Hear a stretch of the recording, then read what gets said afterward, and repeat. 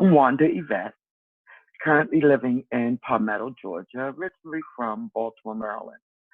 I'm a 58-year-old single mom.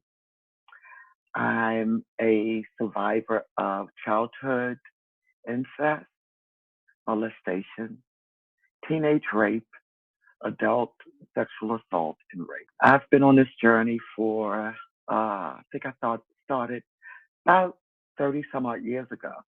It's been an off and on journey.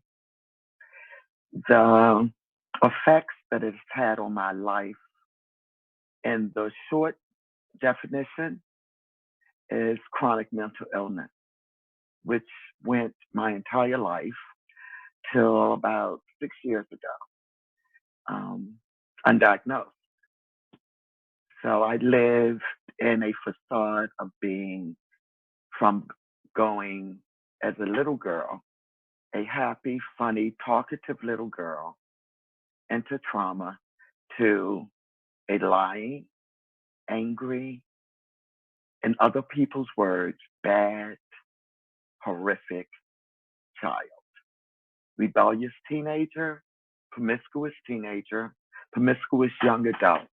Through all of that, the mental illnesses that I believe that those effects brought on, that trauma brought on was CPTSD, depression, uh, let's see, borderline personality disorder without psychotic features, anxiety and panic disorder. And as I said, it went undiagnosed until about 6 years ago when I lost my mom. And to that degree, the way it affected me as an adult in the workplace, I was considered a perfectionist. I was the go-to person. If they had to get it done, they knew Wanda was going to make it happen. They saw me as aggressive. I said I was assertive, but in actuality, I was aggressive. Huge difference. I was that person that I often said I was not a team player, but I worked effectively on a team. I'm that person that would rather do it all myself and everyone else received the credit because I could only trust me. I learned early on, very early, that you couldn't trust people because the people that I was supposed to be able to trust unconditionally, knowingly or unknowingly, betrayed that trust. I say knowingly or unknowingly because my mother had no idea that when she was dropping me off at 6 years old to her first cousin's house, the one that she grew up with, they grew up like sisters, that her husband was a pedophile.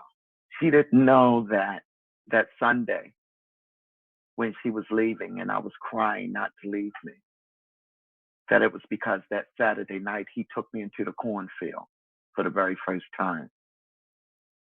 But I couldn't tell because I was always told you never let anyone touch your body. But no one told me what to do if they did. So in a 6 year old's mind, since I did something that I was told never to allow to happen, I had did something wrong. It continued every summer. Here we go to North Carolina. Miraculously, when my mother married my bonus dad, the abuse stopped. He never said a word to me, but I remember vividly one day when him and my mom were dating, sitting on his lap to watch TV. And I, of course, set the way. My adult cousin had groomed me to sit on his lap. He didn't say anything. He didn't jump. He didn't do anything. He simply picked me up and placed me appropriately sideways on his knee. And I hugged him. I knew he was safe. That summer, he went to North Carolina with us, the one and only time he had ever gone to North Carolina. I was about, it was the summer I was to turn 9. And it had started the summer I turned 6. I have no idea what, if anything, he said to my adult cousin, but I know he never touched me again. I never got the special ride to the store, which in that part of North Carolina, just to get to a store to get ice cream was probably a 45-minute ride each way. So he had plenty of time to do what he wanted in that truck. Like I said, from that day forth, he had never touched me again. And I think even back then, knowing without knowing what I knew my stepdad had said something to him. You know, I surmise that now as an adult. Sadly, though, it didn't stop with that adult cousin.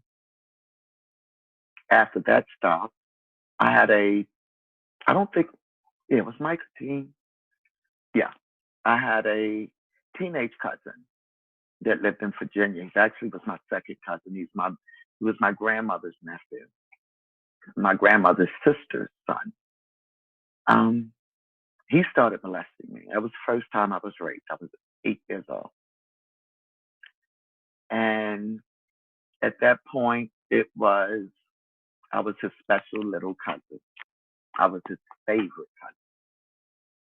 That sounds very familiar, you know. So I just smiled. At that point, I no longer wanted to be the favorite anything. That's when the behavioral problems started. I started fighting. I started cursing. I started being very mean. And I turned into a vigilante. If I saw someone bullying someone else, I wanted to see them do that to me. So, of course, someone would hit me or hit someone. Teachers or the adults didn't see that because they were sneaky. Well, I didn't care who saw me. I needed that person to know that no, they were not going to be allowed to do that to someone else. But strange enough, I couldn't stop people from bullying me. I couldn't stop the men and boys from bullying me. Even in the neighborhood, a very close family friend loves their mother, this woman. Oh my gosh, I love her to life. She's no longer with us. She's an integral part of who I am. Her children, we're all adults now. You know, they're my extra family. You know, I look at them as my older sisters, and a couple of the guys, my older brothers. But three of the brothers would touch me as a little girl because, as I said, this lady and my mother, they were like sisters. You know, in the '60s, it was a rough time in my community. So families bonded together. You know, if they didn't have, we had. If we didn't have, they had. And we shared, we found ourselves sharing a lot of time. So they had plenty of opportunities. You know, it was no big deal being upstairs playing. But when I would go upstairs to play, they would touch me. They would make me do things to them. So here I go again. So I guess by the age of 12, I decided that I was going to make the choice. Because if I said no, they were going to take it anyway. So I became very promiscuous. Although promiscuous, I was still a vigilante. So whereas if I saw guys touching or doing things to other little girls, I made them do it to me. I want to see them do that to me. With the thought pattern of, I already know that pain. I'm already dirty. I'm already vile. So if I can save someone else, then take me. I became that martyr. That continued until young adulthood. Um, that's my biggest challenge in my healing journey, forgiving myself as an adult. The childhood stuff, the incest, I had no questions and never had any questions on if I did anything wrong. I knew it was not my fault. But because of that history, my lifestyle was such that I placed myself in situations where I was sexually traumatized. I think the most horrific was I was lost. I was probably in my early 20s. And I was in an area of Baltimore where I wasn't very familiar with, just the outskirts of the city. and I'm from Baltimore City. And I was driving, and I stopped these guys, looked like, you know, pretty safe guys. And excuse me, can you tell me where such and such street is? And they sort of talked among themselves. No, you need to do, and not really, just wanting help. Followed their directions, and when I realized they had sent me someplace wrong, I was facing a dead end street, and they came running from the back. At that point, they forced me at gunpoint into the vacant house, and they kept me and raped me for about 3, 4 hours. It seemed like it may, in all honesty, it may have been 5 minutes, but it seemed about 3 or 4 hours. I had taken all of my clothes out the door with them. I heard them lock the door and say who they were going to go get. I knew at that point when they came back, when they finished doing what they were going to do to me, I knew in my soul that they were going to kill me. And at that point, I think is where my fight and my journey actually began. The police came. I'm sitting in the hospital, never saw a female police officer or a female medical attendant. And the man looked at me and said, if you were lost, why would you ask 3 black men? So when they left the room for me to get examined, the nurse left out the room. They had told me they had given me some sweats to put on after everything because I had nothing on but the coat the lady gave me. I put the sweatsuit on and I left. Never reported it, never uttered another word to anyone about it. Probably at that point for 7 or 8 years before I said anything to anyone. So for a very long time, I just thought, okay, this is what I was made for. This is my sole purpose for being created. And if it'll help someone else not to be assaulted, then so be it. So for years, I accepted it. And I placed myself in situations that the risk of that happening was very high. So now today, in my healing journey, that's a very difficult part for me to forget. Not to say that I've forgiven all of my attackers, because I haven't, but it's still very hard because I say very often and I feel like, wow, you did that to you. How do you forgive yourself for that? That's my largest challenge. People have asked me, how did you survive all of that writing, journaling? And my journaling, my writings came out, and what people have told me is poetry. I just call it my writing. And that was my saving grace because I could not tell anyone. But the reality of it was I was very scared, very hurt, a very pained person that struggled on a daily basis. So my answer, how did I survive? And even today, how do I survive those moments? It's through my poetry. I would venture to say we start with the little boys. We let them know that their body is valuable, but it is no more valuable than that little girl. We let them know that it's okay for them to cry. It's not okay to make someone else cry. I cringe when I hear people say, what do we need to tell our daughters to stop this? Our daughters aren't the ones doing it. It's our sons.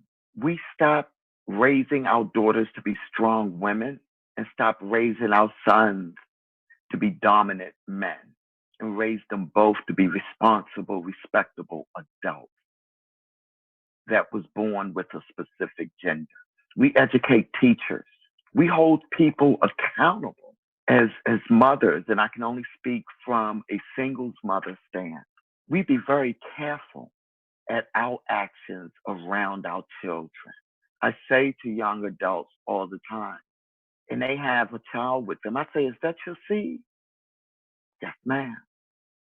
I said, I have a question for you that I don't need to answer to. If it's a little boy that the young man has with him, I said, the man you are today, at this very moment, is that who you want him to grow up to be? And if your answer is not yes, then you need to do some changing with your life because he's going to do what he see you do. If not, girlfriend, you better do something a little different because that's what he's going to bring home. And I believe that's how we'll change a society. This is my very first poem. I was actually 12 years old when I wrote this poem. Um, I believe this was my first scream for help. It's titled A Virgin's Dream.